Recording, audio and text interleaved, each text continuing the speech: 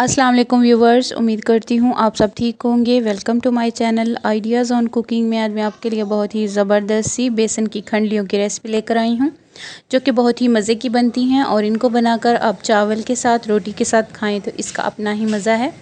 आप लोग भी ज़रूर ट्राई कीजिएगा। अगर आपको मेरी आज की ये रेसिपी पसंद आए तो मेरे चैनल को लाइक और सब्सक्राइब कीजिए और अपने दोस्तों के साथ शेयर भी कीजिए। तो चलिए इस ईज़ी और मज़े की खंडलियों की रेसिपी को बनाना स्टार्ट करते हैं। इसके लिए सबसे पहले मैंने 2 कप बेसन लिया है और इसे हम अच्छी तरह से भून लेंगे और भूनने के बाद हम इसे छान लेंगे। भूनना ज़रूरी है, इससे इसका कच्चेपन का जो जायका है वो ख़त्म होगा। और इसके बाद एक बर्तन में 2 टेबलस्पून हम ऑयल लेंगे और ऑयल को ऐड करने के बाद साथ ही हम इसमें 1 टीस्पून ज़ीरा ऐड करेंगे और 2 जवे लहसुन के चॉप किए हुए ऐड कर देंगे और अच्छी तरह से इसे हम भून लेंगे। और इसके बाद हम ऐड करेंगे 1 मीडियम साइज़ का चॉप किया हुआ प्याज और साथ ही 2 सब्ज़ मिर्चें। इनको ऐड करके हल्का हल्का हम इन्हें भी भून लेंगे ताकि इसका कच्चापन जो है वो ख़त्म हो जाए। और प्याज जैसे ही नरम हो जाएं तो हम इसमें ऐड करेंगे मसाले। मसालों में मैंने इधर लिया है 1 टीस्पून खुश्क धनिया, हाफ़ टी स्पून नमक और हाफ़ टी स्पून काली मिर्च का पाउडर, हाफ़ टी स्पून कलौंजी और हाफ़ टी स्पून हल्दी और 1 टीस्पून लाल मिर्च का पाउडर।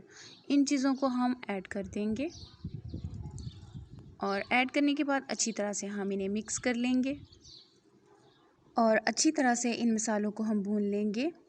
देखिए अच्छी तरह से भूनने के बाद अब हम इसमें ऐड करेंगे पानी। पानी मैं इधर 1 कप ऐड करूँगी और इसके बाद हम इसमें ऐड करेंगे बेसन को और इसे हम ऐड करने के बाद अच्छी तरह से मिक्स कर लेंगे। तो अच्छी तरह से मिक्स करने के बाद हम एक खुला बर्तन लेंगे और इसमें हम हल्का हल्का कुकिंग ऑयल लगाएंगे नीचे, ऐसे अच्छी तरह से ब्रश कर लेंगे और इसमें हम इसको डालकर अच्छी तरह से ऐसे फैला देंगे। इसे हम ठंडा कर लेंगे। देखिए इस तरह से अच्छी तरह से हमने इसको सारे बर्तन में फैला देना है ऐसे करके और इसको ठंडा करने के बाद हम इसकी कटिंग कर लेंगे। तो देखिए मैं इसको इस तरह से टुकड़ी में कट करूँगी ठंडा करने के बाद। आप अपनी मर्ज़ी से बड़ी या छोटी टुकड़ी में इसको कट कर सकते हैं। हम इस तरह दरमियाने साइज़ की टुकड़ी में इसको कट करेंगे और देखिए इस तरह से हमने इसकी कटिंग कर लेनी है और इसके बाद हम इस तरह इनको निकाल कर रखते जाएंगे सारी टुकड़ियों को।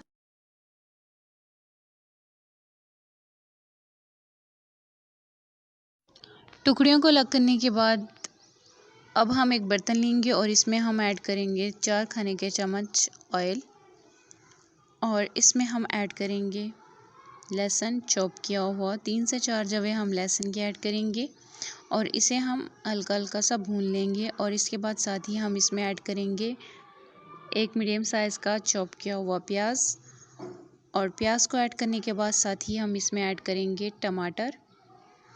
2 मीडियम साइज़ के मैंने टमाटर कट करके ऐड कर दिए हैं और 4 अदद मैंने सब्ज़ मिर्चें ऐड की हैं।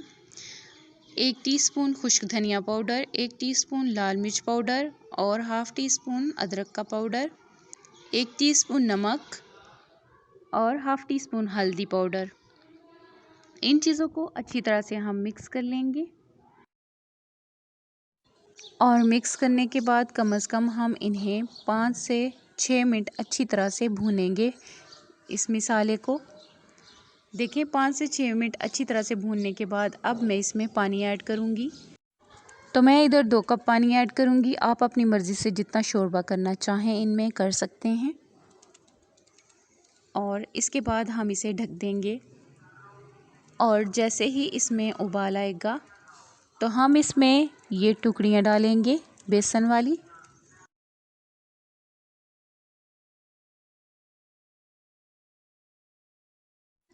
तो बेसन की खंडलियों को डालने के बाद अब हम इसे ढक देंगे और इसको हम उबाल आने तक पकाएंगे। देखें उबाल आ गया है और ये हमारी ज़बरदस्त सी बेसन की खंडलियाँ तैयार हैं। देखें कितनी ज़बरदस्त बनी हैं।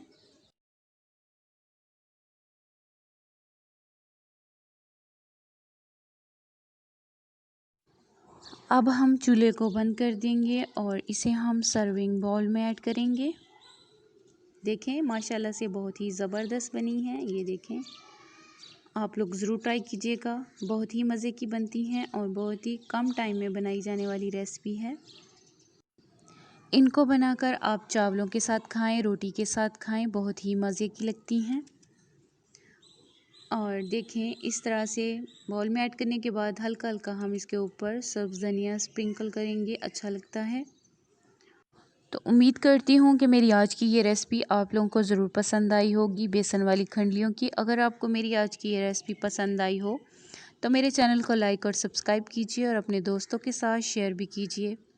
तो मिलते हैं इस तरह की और रेसिपीज़ के साथ। अपना ख्याल रखिएगा और मुझे दुआओं में याद रखिएगा। अल्लाह हाफिज़।